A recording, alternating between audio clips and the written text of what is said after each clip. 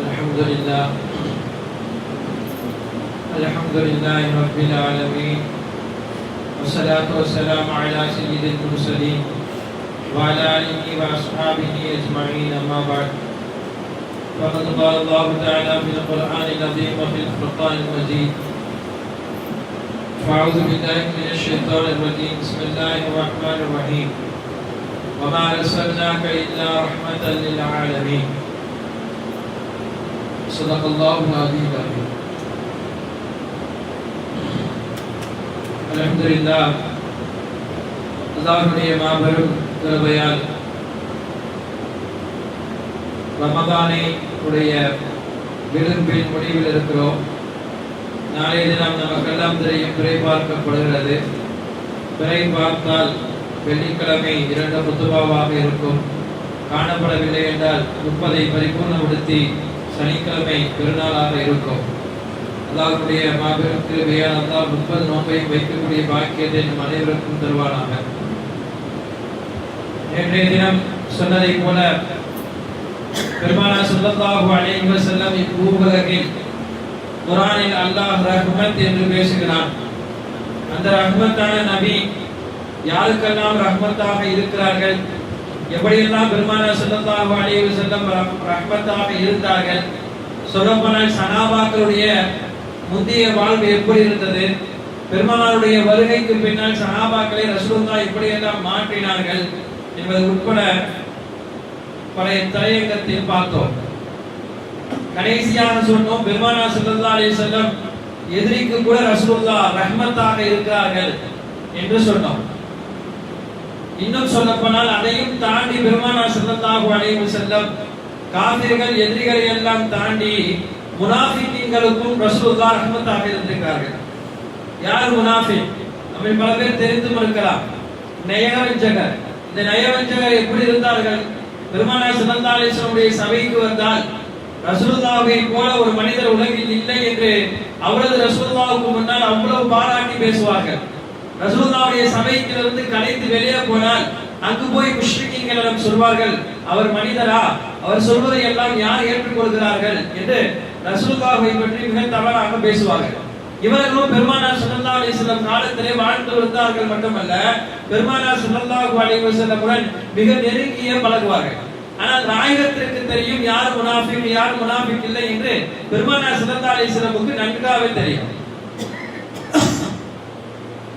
அந்த முனாஃபிக்கீன்கள் கடைசியே ரசூலுல்லாஹ்வுடைய காலத்திற்கு பின்னால் ரசூலுல்லாஹ்வுக்கு தெரிந்துவிட்டது. ஆனால் ரசூலுல்லாஹ்வுடைய காலத்திற்கு பின்னால் நாயகத்தில் வந்த அந்த முனாஃபிக்கீன்கள் யார் என்று தெரியாமல் போய்விட்டால், சஹாபாக்களுக்கு மத்தியிலே அவர்கள் ஊடுருவி எதுவும் குழப்பம் செய்து விட்டால் என்ன செய்வது என்பதற்காகத்தான் பெருமானார் முனாஃபிக்கீனுடைய ஒரு பட்டியலை ஒரே ஒரு சஹாபியிடம் கொடுத்திருந்தார்கள். ஹுதைஃபா ரலியல்லாஹு அன்ஹு. ஹுதைஃபா ரலியல்லாஹு அன்ஹு அவர்கள் தான் யாரெல்லாம் மதீனாவில் முனாஃபிகீன் என்ற அந்த பட்டியலை அவர்களுக்கு நன்றாக தெரியும். உமர் ரலியல்லாஹு சொல்வார்கள், ஏதாவது ஜனாசா வந்து விட்டால் அந்த இடத்தில் ஹுதைஃபா அந்த ஜனாசாவில் இருக்காரா என்று பார்ப்பேன். இருந்தார் என்றால் நான் அமீருல் முஃமினீனா இருக்கும் பொழுது தொழுகை நடத்துவேன், இல்லை என்றால் நடத்த மாட்டேன் என்றால் ஹுதைஃபா முனாஃபிகீனுடைய ஜனாசாவுக்கு அவர் பின்தொடர்ந்து தொழுக மாட்டார் என்ற அளவுக்கு சொல்வார்கள். அப்ப இப்படிப்பட்ட முனாஃபிகீன்களுக்கு ரசூலுல்லாஹ் ரஹ்மத்தாக இருந்திருக்கிறார்கள். ஏன்னா பெருமானார் ஸல்லல்லாஹு அலைஹி வஸல்லம் சபைக்கு வருகிறார்கள். எந்த அளவுக்கு முதல் சஃப்ரத்து தொழக்கூடிய முனாஃபிக்கும் இருக்கதான் செய்திருக்கிறார்கள். ரசூலுல்லாஹ் நினைத்தால் அப்பொழுது யார் யார் முனாஃபிக் என்று சஹாபாக்களுக்கு மத்தியிலே சொல்லியிருக்கிறார். ரசூலுல்லாஹ் அதை எதையுமே சொல்லாமல் கடைசி வரையும் அந்த முனாஃபிக்களை வைத்தே இஸ்லாத்தை வளர்ச்சியை கண்டார்கள். ரசூலுல்லாஹ் ஒரு தடவை இப்படி சொன்னார்கள், அல்லாஹ் தஆலா ஒரு கூட்டத்தினரை ஒரு 20,000 பேரை எந்த விதமான கேள்வி கணக்கும் இல்லாமல் நாளைக்கு சுவனத்திற்கு அனுப்புவார். இது சொன்னவுடன் எல்லா சஹாபாக்களுக்கும் ஒரு விதமான சந்தோஷம். அப்படியே அனுப்புகிறான் என்றால் அவர்கள் என்ன அமல் செய்திருப்பார்கள்? சில பேர் அப்படி யோசிக்க ஆரம்பித்து விட்டார்கள். சுவனத்திற்கு கேள்வி கணக்கு இல்லாமல் சுவனத்துமா, அதிலும் 70,000 பேரா? அப்படி என்றால் அவருடைய பெரிய அமல் என்னவா இருக்கும் என்று யோசித்திருக்கும் பொழுது ஒரே சஹாபி மட்டும், அதாவது உகாஷா ரலியல்லாஹு அன்ஹு மட்டும் எழுந்து சொன்னார்களாம், யா ரசூலுல்லாஹ், அந்த 70,000 பேருடன் நானும் இருப்பதற்கு நீங்கள் அல்லாஹ்விடத்தில் துஆ செய்யுங்கள். இருக்கத்தானே செய்யும், கேள்வி கணக்கில்லாத சுவனம் என்றால். ஆனால் யாரும் கேட்காததே இந்த சஹாபி கேட்டார். பெருமானார் ஸல்லல்லாஹு அலைஹி வஸல்லம் அதே இடத்தில் அந்த சஹாபிக்காக வேண்டி கையுயர்த்தி துஆ செய்தார்கள். முடிந்தது. யாரும் கேட்கவில்லை. அவர் மட்டும் கேட்டார். ரசூலுல்லாஹ் யா அல்லாஹ் இந்த உக்காஷாவையும் அந்த கூட்டத்துடன் சேர்ப்பாயாக என்று துஆ செய்து விட்டார்கள். ஆனால் அவர் கேட்டவுடன் இன்னொரு சஹாபி ஒருவர் எழுந்து கேட்டார். இன்னொரு மனிதர் எழுந்து கேட்டார், யா ரசூலுல்லாஹ் எனக்காகவும் நீங்கள் துஆ செய்யுங்கள் என்று சொல்லும் பொழுதுதான் ரசூலுல்லாஹ் சொன்னார்கள், உக்காஷா முந்தி விட்டார். உக்காஷா முந்தி விட்டார் என்றால் என்ன அர்த்தம்? அவர் கேட்டு முடித்து விட்டார், அடுத்து யாருக்கும் இல்லை என்பதை சூசகமாக ரசூலுல்லாஹ் சொல்லிவிட்டார்கள். ஆனால் ரசூலுல்லாஹ்வுடைய நிதர்சனமான அத்தனை வாழ்க்கையினுடைய ஆரம்பத்திலிருந்து கடைசி வரையும் நாம் எடுத்து பார்த்தால், பெருமானார் எப்போதாவது யாராவது வந்து எனக்காக துஆ செய்யுங்கள் என்று சொன்னால் நாயகம் அந்த துஆவை தட்டி இருக்கிறார்களா? யாருடைய துஆவை பெருமானார் தட்டியது கிடையாது.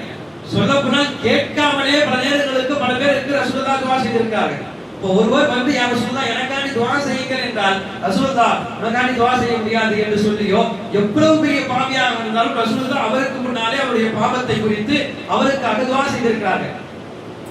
ஆயிஷா ரலியல்லாஹு அன்ஹா ஒரு தடவை வீட்டில் இருக்கும் பொழுது பெருமானார் ஸல்லல்லாஹு அலைஹி வஸல்லம் வீட்டில் வந்தார்கள். அப்போ பெருமானுடைய முகமலர்ச்சியை ஆயிஷா ரலியல்லாஹு அன்ஹா பார்க்கிறார்கள். எப்போதும் இல்லாமல் ரசூலுல்லாஹ் இந்த தடவை ரொம்ப சந்தோஷமாக இருக்கிறார்களே என்பதை பார்த்துவிட்டு, சந்தோஷத்திலே எப்போதுமே ஒரு மனைவி கணவன் ஏதாச்சும் கேட்கறதா, ஆனா சாதாரண வாழ்க்கையில ரொம்ப சந்தோஷமா இருந்தா என்ன கேட்பாங்க? பொருளாதாரத்துல ஏதாச்சும் காசு கேட்பாங்க, கொடுங்கன்னு கேட்பாங்க. ஆயிஷா ரலியல்லாஹு அன்ஹா அந்த சந்தர்ப்பத்தை அப்படி ரசூலுல்லாஹ்விடம் பயன்படுத்தி கொண்டார்கள். என்னன்னா, இங்க துன்யாக்காரனா கேட்கல, ஒரேடியா மறுமைக்காக வேண்டி கேட்டார்கள். ஆயிஷா ரலியல்லாஹு அன்ஹா, யா ரசூலுல்லாஹ் ரொம்ப சந்தோஷமா இருக்கிற மாதிரி இருக்குது, எனக்காக அல்லாஹ்ட்ட துஆ செய்யுங்களே. ஒரு மனைவிக்காண்டி கணவன் துஆ செய்யாமலா இருந்திருப்பாரு. ரசூலுல்லாஹ் எத்தனையோ தடவை ஆயிஷா ரலியல்லாஹு அன்ஹா காண்டி துஆ செய்திருப்பாங்க.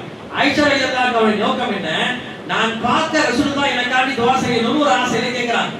அப்ப ஆயிஷா ரலியல்லாஹு அன்ஹா பார்க்க பெருமானார் ஸல்லல்லாஹு அலைஹி வஸல்லம் கேட்ட உடனே துஆ செய்தார்களாம், யா அல்லாஹ் ஆயிஷா ரலியல்லாஹு அன்ஹா பொறுத்து அவருடைய முன் பின் பாவத்தை மன்னித்தரு, அவருடைய மறைத்து செய்த பாவத்தையும் வெளிப்படையாக செய்த பாவத்தையும் மன்னித்து விடுவாயாக என்று பெருமானார் ஆயிஷா ரலியல்லாஹு அன்ஹா முன்னால் இந்த துஆவை கையுயர்த்தி கேட்டவுடன் ஆயிஷா ரலியல்லாஹு அன்ஹாக்கு அந்த சந்தோஷம் தாங்க முடியவில்லை.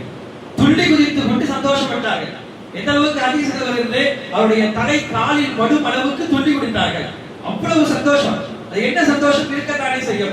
உலகத்திற்கு அல்லாஹ்வுக்கு அடுத்த ஒரு மனிதர் பெருமானார் ஸல்லல்லாஹு அலைஹி வஸல்லம் எனக்காக அல்லாஹ்விடத்திலே எனக்கு முன்னால் கையேந்தி விட்டார், நான் அதை பார்த்து விட்டேன் என்று அவ்வளவு சந்தோஷப்பட்டார்கள். ஹதீஸில் அப்படியே வரும். இதை கேட்டு விட்டு பெருமானார் ஸல்லல்லாஹு அலைஹி வஸல்லம் இந்த சந்தோஷத்தை எல்லாம் பார்த்து விட்டு ரசூலே சொல்வார்கள், ஆயிஷா இவ்வளவு அளவு கடந்து நீ சந்தோஷப்படுகிறாயே, நான் பார்க்கிறேனே என்று சொல்லிவிட்டு சொல்வார்கள், இந்த ஒரே ஒரு துஆ உனது வாழ்க்கையில் உனக்கு முன்னால் நான் செய்த துஆவிற்கு நீ இப்படி சந்தோஷப்படுகிறாய். ஆனால் எனது உம்மத்திற்கு ஒவ்வொரு ஃபர்தான தொழுகை முடிந்தவுடன் எனது உம்மத்திற்காக நான் துஆ செய்கிறேன். ஒரு ஃபர்தான தொழுகை முடிந்தவுடன் நான் துஆ செய்கிறேன் என்றால் ரசூலுல்லாஹ் ஒரு நாளைக்கு இந்த உம்மத்திற்காக 5 முறை அல்லாஹ்விடத்தில் கையேந்துகிறார்கள். 5 முறை ரசூலுல்லாஹ் கையேந்தினால் அந்த துஆ மறுக்கப்படாது என்பதை தாண்டி ஃபர்தான தொழுகைக்கு பிறகு கேட்கக்கூடிய துஆ என்பது கபூலியத் ரசூலுல்லாஹ்வே சொல்லியிருக்கிறார்கள். இந்த உம்மத்தின் மீது ரசூலுல்லாஹ் வைத்த பிரியம் என்ன, பாசம் என்ன? ரசூலுல்லாஹ்வை அல்லாஹ் ரஹ்மத் என்று சொல்கிறானே, அந்த ரஹ்மத்தை பெருமானார் ஸல்லல்லாஹு அலைஹி வஸல்லம் எப்படி எல்லாம் வெளிப்படுத்தினார்கள்? பெருமானார் ஸல்லல்லாஹு அலைஹி வஸல்லம் சொன்னவுடன் ஆயிஷா ரலியல்லாஹு அன்ஹா அவர்களுக்கும் சந்தோஷம். இந்த உம்மத்திற்காக ரசூலுல்லாஹ் இவ்வளவு கேட்கிறார்களே என்பதை ஆயிஷா ரலியல்லாஹு அன்ஹா உணர்ந்தார்கள். இப்ப அந்த உக்காஷா அப்படிதான் கேட்டார், யா ரசூலுல்லாஹ் எனக்காண்டி துஆ செய்யுங்களேன், நான் கேள்வி எனக்கு எல்லாம் சொர்க்கத்துக்கு போகணும். உக்காஷா ரலியல்லாஹு அன்ஹு கேட்க அதுக்கு ரசூலுல்லாஹ் துஆ செஞ்சிட்டாங்க. இன்னொருவர் எடுத்து கேட்டார் என்று சொன்னோம், அவருக்கு ரசூலுல்லாஹ் மறுக்கல துஆ செய்யல, அவர் முந்திட்டாருன்னு சொல்லிட்டாங்க. ஆனா எழுதக்கூடியவர்கள் இதற்கு விளக்கம் எழுதுகிறார்கள். இரண்டாவது எழுந்தவர் யார் என்று சொன்னார், அவர் சஹாபி கிடையாது, அவர் ஒரு நயவஞ்சகர், அவர் முனாஃபிக். அவர் முனாஃபிக் என்பதற்காக ரசூலுல்லாஹ் அந்த துஆவை மறுத்தார்கள். துஆவை மறுத்த நாயகம் என்ன சொல்லியிருக்கலாம்? அவர் கேட்டார்னா உண்மையிலே உள்ள அச்சத்துடன் கேட்கிறார். ஆனா நீ கேட்கிறாய் என்றால் நீ ஒரு முனாஃபிக் என்று சஹாபாக்களுக்கு முன்னாலேயே அவரை கேவலப்படுத்தி உட்கார வைத்திருக்கிறார். ரசூலுல்லாஹ்வுக்கு அந்த இடத்துல தகுதி இருக்கிறது. ஆனா ரசூலுல்லாஹ் அதெல்லாம் வெளிப்படுத்தவே இல்லை. சஹாபாக்களுக்கு மத்தியில அவர் யார் என்று கூட ரசூலுல்லாஹ் காட்டி கொடுக்கிறார். நாயகம் நினைச்சா காட்டி கொடுத்துருக்கலாம். அதைத்தான் சொல்லுகிறார்கள், ரசூலுல்லாஹி ஸல்லல்லாஹு அலைஹி வஸல்லம் ரஹ்மத் என்பது வெறும் எதிரிகளுக்கும் முஸ்லிம்களுக்கும் அல்ல, அதையெல்லாம் தாண்டி முனாஃபிக்குகளுக்கும் பெருமானார் ஸல்லல்லாஹு அலைஹி வஸல்லம் ரஹ்மத்தாக இருந்திருக்கிறார்கள். அல்லாஹ் ரஹ்மத் என்ற இந்த வார்த்தையினுடைய அளவுக்கு அதிகமான இந்த தேவைகளை நாம் புரிந்து கொள்ளப்படுகிறது. ஆலமீன் என்று அல்லாஹ் சொல்லக்கூடிய அகிலத்தாருக்கு ரசூலுல்லாஹ் அருட்கொடை என்பதற்கு ஒவ்வொரு இனத்தவர்களையும் தாண்டி பெருமானார் ஸல்லல்லாஹு அலைஹி வஸல்லம் இந்த உம்மத்தில் அருட்கொடையாக இருந்திருக்கிறார்கள். சிறுவருக்கு ரசூலுல்லாஹ் அருட்கொடை என்று சொன்னோம், பெரியவர்களுக்கு அருட்கொடை என்று சொன்னோம். அதையெல்லாம் தாண்டி போக போனா புத்தி சுவாதீனம் இல்லாத, அறிவில்லாத, புத்தி சுவாதீனம் இல்லாத பைத்தியங்களுக்கு கூட பெருமானார் அருட்கொடையாக இருந்திருக்கிறார்கள். இதெல்லாம் நம்மளால சிந்திக்கவே முடியாது. பெருமானார் ஸல்லல்லாஹு அலைஹி வஸல்லம் மதீனாவிலே ஒரு புத்தி சுவாதீனம் இல்லாத பெண் எப்பொழுதுமே ரசூலுல்லாஹை பார்த்து விட்டு போகுவார். சஹாபாக்களுக்கு இது நல்லா தெரியும். பல சஹாபாக்களுக்கு மத்தியிலே திடீர்னு அந்த பெண் ஓடி வரும் பொழுது சஹாபாக்கள் தடுத்து விடுவார்கள். பெருமானாரை பல நேரத்திலே நெருங்குவதற்கு முயற்சித்தால் பெருமானார் ஸல்லல்லாஹு அலைஹி வஸல்லம் சுற்றி இருந்த சஹாபாக்கள் தள்ளி கொண்டு போயிடுவாங்க. ஆனா இந்த விஷயம் எல்லாம் ரசூலுல்லாஹ்வுக்கு தெரியாது. பெருமானார் ஸல்லல்லாஹு அலைஹி வஸல்லம் ஒரு தடவை கண்களுக்கு முன்னாலே கண்ட பொழுது அந்த பெண்மணி ஓடி வரும் பொழுது சஹாபாக்கள் பிடித்ததை ரசூலுல்லாஹ் பார்த்துட்டாங்க. பார்த்த உடனே சொன்ன வார்த்தை, ஏன் பிடிக்கிறீங்க, விட்டுருங்க, அவளை விடுங்க ரசூலுல்லாஹ் சொன்னாங்க.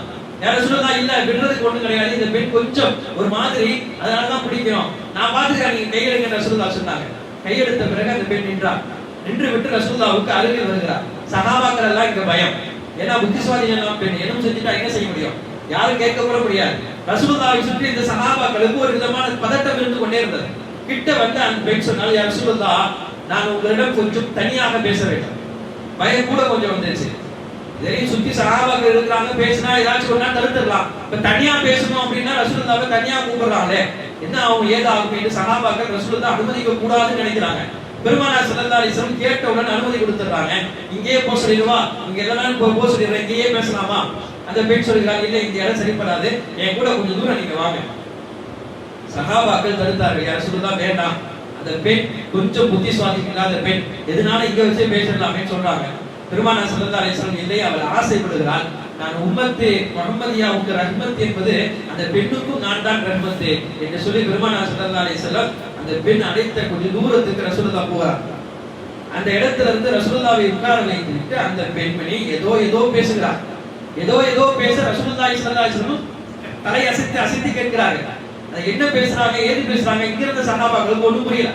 அங்கிருந்து எல்லாம் முடிச்சிட்டு ரசூலுல்லாஹ் வரும் பொழுது சஹாபாக்கள் கேட்டார்கள், யா ரசூலுல்லாஹ், அந்த பெண்மணி புத்திசாலியான பெண்மணி, அவன் பேச்சை இந்த மதீனாவில் கேட்பதற்கு யாரும் தயார் இல்லை, ஆனால் நீங்கள் மட்டும் உட்கார்ந்து அமைதியாக கேட்டீர்கள், என்னமோ புரிந்ததை போல உங்களுக்கும் அவர்களுக்கும் ரொம்ப அந்யோன்யமாக பேசுவதை போல பேசினீர்களே, என்ன யா ரசூலுல்லாஹ் பேசினீர்கள் என்று கேட்கும் பொழுது ரசூலுல்லாஹ் சொன்னார்கள், என்ன பேசினமோ தெரியாது, அவள் சில வார்த்தைகளை சொன்னால் நானும் தலையை சென்று சொன்னேன், ஆனால் கடைசியாக ஒரு வார்த்தையை சொன்னால் எனக்கு புரிந்தது என்னவென்றால், இந்த மதீனத்து நகரிலே முஹம்மத் ஸல்லல்லாஹு அலைஹி வஸல்லம் உங்களை தவிர எனது பேச்சை கேட்பதற்கு யாரும் அருகதை இல்லை, யாரும் என்னை அழைத்து எனது பேச்சு என்ன என்று கேட்கக்கூடவில்லை, எல்லோரும் என்னை தள்ளி வைத்தார்கள், ஆனால் நீங்கள் மட்டும் தான் என்னை அரவணைத்தீர்கள், உலகத்தில் நீங்கள் முஹம்மத் ஸல்லல்லாஹு அலைஹி வஸல்லம் அல்லாஹ்வுடைய தூதர் என்பதற்கு நான் சாட்சி கூறுகிறேன்.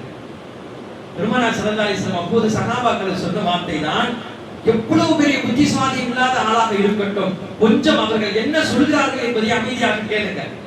அதை கேட்டு கொஞ்சம் நீங்கள் அவரிடம் பேச ஆரம்பித்தால் அதுதான் அவர்களுக்கு பெரிய மருந்தாகவே அமையும் என்று சொன்னார்கள். ரசூலுல்லாஹ் அன்னைக்கு சொன்னதை இன்னைக்கு சைக்காலஜி டாக்டர் எல்லாம் சொல்றாங்க. சில ஸ்கூல்ல எப்படி வைக்கிறாங்கன்னா, கொஞ்சம் அறிவு மைய மாணவர்களுக்கு தனியா ஒரு கிளாஸ் வச்சு தனியா ஸ்கூல் வச்சு செய்யறாங்க. ஆனா அதெல்லாம் சைக்காலஜி டாக்டர் என்ன சொல்றாங்கன்னா, அதெல்லாம் செய்யக்கூடாதுங்கிறாங்க. அந்த பிள்ளைகளை நீங்கள் தனிமைப்படுத்த வேண்டாம், அந்த பிள்ளைகளை சார்ந்த அறிவுடைய பிள்ளைகளுடன் நீங்கள் சேர்க்க வேண்டாம், அந்த பிள்ளைகளையும் நீங்க எப்படி நடத்தணும்னு சொன்னா, அந்த பிள்ளைகளும் சரிசமமாக நல்ல பிள்ளைகளாக இருக்கக்கூடிய பிள்ளைகளுடன் சேர்த்து பழக விடுங்க, கொஞ்சமாக பேசட்டும், கடைசியில் அந்த அறிவு சமவரியமாக ஆகிவிடும் என்று தற்போது டாக்டர்கள் சொல்லக்கூடிய அறிக்கை. பெருமானார் ஸல்லல்லாஹு அலைஹி வஸல்லம் இந்த உலகத்தில் அப்படிப்பட்ட புத்தி சுவாதீனம் இல்லாத பெண்களுக்கும் நாயகம் தான் ரஹ்மத்தாக இருந்திருக்கிறார்கள். ரஹ்மத் என்ற வார்த்தைக்கு மிகப்பெரிய அர்த்தத்தை நாம் பார்க்க முடிகிறது. எல்லோருக்கும் பெருமானார் ரஹ்மத்தாக இருந்திருக்கார்கள். பாவிகளை தாண்டிய பெரும்பாவிகளுக்கெல்லாம் பெருமானார் ரஹ்மத். ரசூலுல்லாஹ்விடம் சில விஷயங்களை கேட்பதற்கே சஹாபாக்கள் கூச்சப்படுவார்கள். நான் பாவம் செஞ்சிட்டேன்னா ரசூலுல்லாஹ்ட்ட போய் நான் இந்த பாவம் செஞ்சிட்டேன் யா ரசூலுல்லாஹ், இதுக்கு என்ன பரிகாரம் என்று கேட்பதற்கு பயம் வரும்.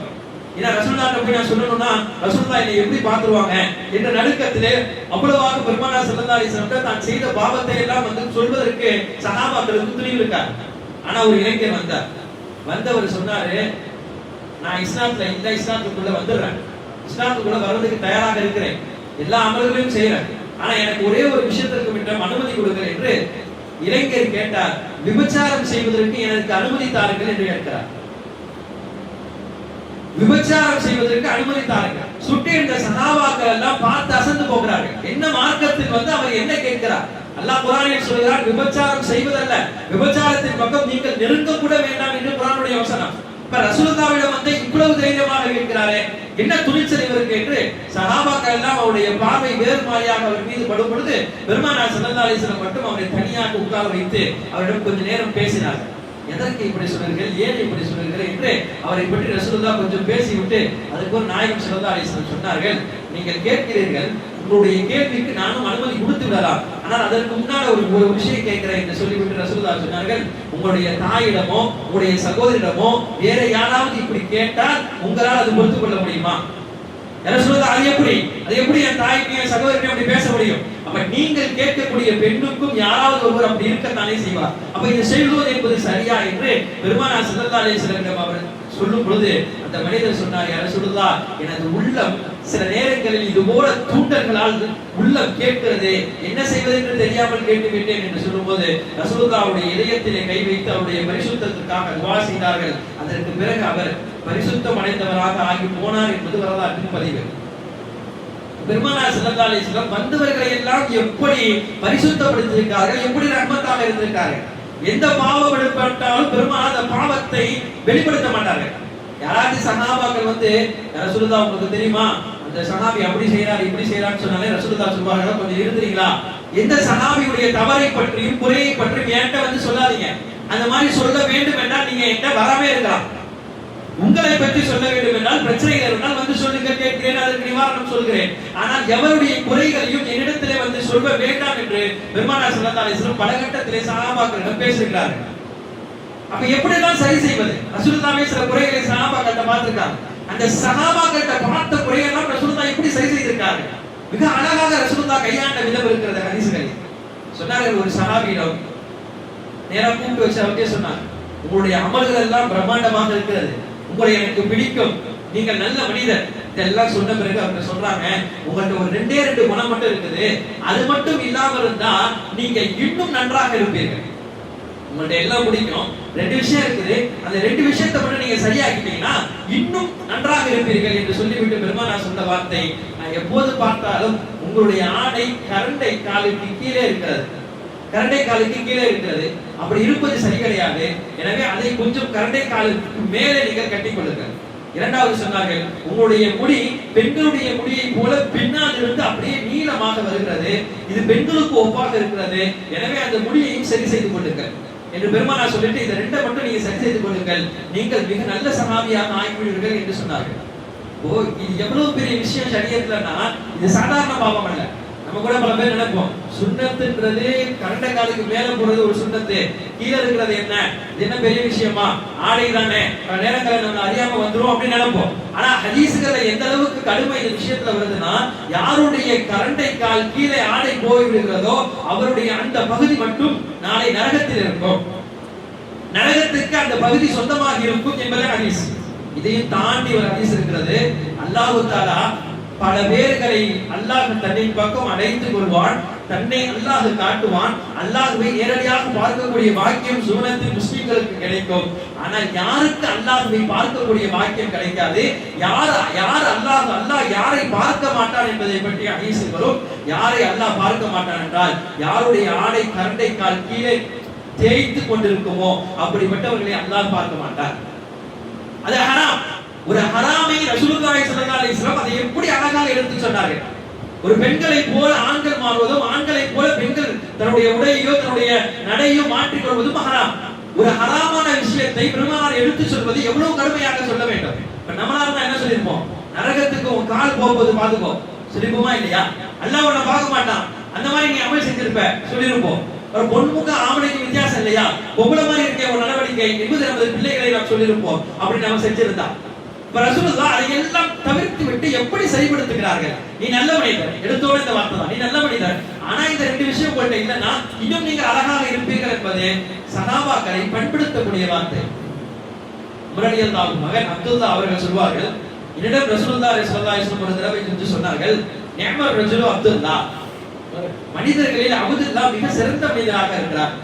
அவர்கிட்டே சொல்லலாம், நீங்க ரொம்ப நல்ல மனிதர், நல்ல மனிதர் என்று சொல்லிவிட்டு பெருமானார் ஸல்லல்லாஹு அலைஹி வஸல்லம் அடுத்து சொன்னார்களாம், ஆனால் உங்களிடம் நான் ஒரு விஷயத்தை பார்க்கிறேன், நீங்கள் தஹஜ்ஜத் தொழுவதை போல நான் பார்க்கவில்லை. நீங்கள் தஹஜ்ஜத்தை தொடர்படியாக தொழுதால் இன்னும் உங்களுடைய நெருக்கம் அல்லாஹ்விடத்தில் அதிகமாகிவிடும். தஹஜ்ஜத்தை பேணிக் கொள்ளுங்கள் என்பதை பெருமானார் ஸல்லல்லாஹு அலைஹி வஸல்லம் மிக அழகாக எடுத்து சொல்வார்கள். உமர் இப்னு அப்துல்லா இப்னு உமர் ரலியல்லாஹு அன்ஹு அவர்கள் சொல்கிறார்கள், எனது வாழ்க்கையில் பெருமானார் ஸல்லல்லாஹு அலைஹி வஸல்லம் இதை சொன்ன பிறகு நான் ஒரு முறை கூட தஹஜ்ஜத்தை விட்டது கிடையாது என்று சொல்வார்கள்.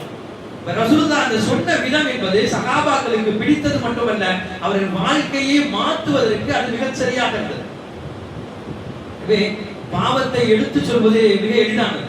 யாரு குறையனாலும் ஈஸியா சொல்லிடலாம். ஆனா சொல்லக்கூடிய முறை என்பது அழகாக இருக்கணும். பெருமானார் ஸல்லல்லாஹு அலைஹி வஸல்லம் வாழ்க்கை எப்படியோ பெருமானாரை தொடர்ந்து வந்த சஹாபாக்கள் அப்படி, பெருமானாருடைய வீட்டில் இருந்த அனைவரும் அப்படியாக இருந்தார்கள். பெருமானார் ஸல்லல்லாஹு அலைஹி வஸல்லம் பேர குழந்தை ஹசன் ஹுசைன் ரலியல்லாஹு அன்ஹு மஸ்ஜித் நபவியில உட்கார்ந்து அந்த வுது இடத்துல விளையாடி கொண்டிருக்கிறார். சஹாபாக்கள்ல ஒரு காட்டரவி வருகிறார். வந்து வுது செய்யக்கூடிய விதமே விகாரமா இருக்கு. திடீர்னு கை கழுவுறாரு, மூஞ்சி கழுவுறாரு, கால கழுவுறாரு, வித்தியாசமா வுது செய்யறாரு.